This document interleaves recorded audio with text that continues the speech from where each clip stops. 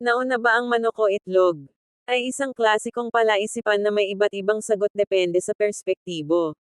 Sa pananaw ng agham, ang sagot ay madalas na ang itlog ang nauna. Ayon sa teoryang ebolusyon, ang mga hayop tulad ng manok ay nag-evolve mula sa mga ninuno nilang hayop na hindi pa manok.